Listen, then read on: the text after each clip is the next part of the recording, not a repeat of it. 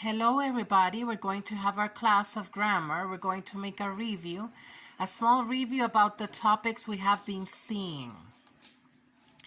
We're going to see using commas. Commas are used in addresses. We have to remember that. Are used in dates, are used to begin and end a letter. Are used to separate three or more things in a sentence. It's very important to remember those rules in order to do the exercises that you have in the book, and also when you have to write sentences. It's very important. Using commas in compound sentences. Some sentences can be combined using a comma and a connecting word, such as and or but.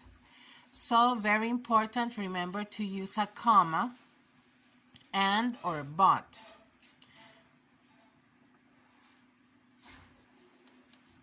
Paragraph is a group of sentences about the same idea. The sentences are in order that makes sense. One sentence gives the main idea. So first, remember the first sentence is the main idea, and the other ones are the details that explain more about the main idea. And the new topic we're going to see is the story chart. It's a tool that is commonly used to organize a story into certain segments. Examples: beginning, middle, and end. It's very important to remember. Here we have an example. We have the story chart: beginning, middle, end. Going to write what is at the beginning of the story, at the middle of the story, and at the end of the story.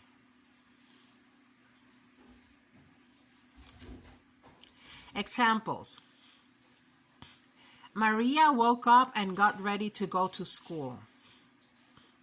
Beginning. Number 2, Maria arrived to school and started her English classes. Number 2, that's the middle of the story.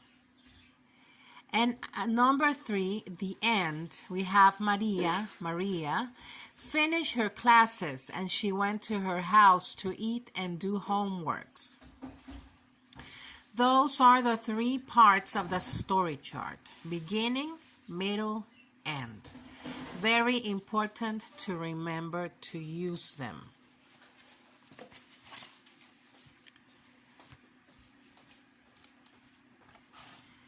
Then we're going to move to our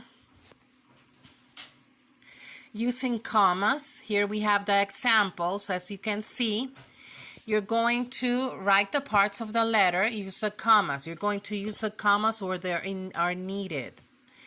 In the sentence also, you're going to use the commas where they are needed. Remember, when are we going to use the commas? I'm going to use them in addresses, dates, at the beginning, at the end of a letter. Also, when we're going to separate 3 or more parts in a sentence. Remember that. Page 149.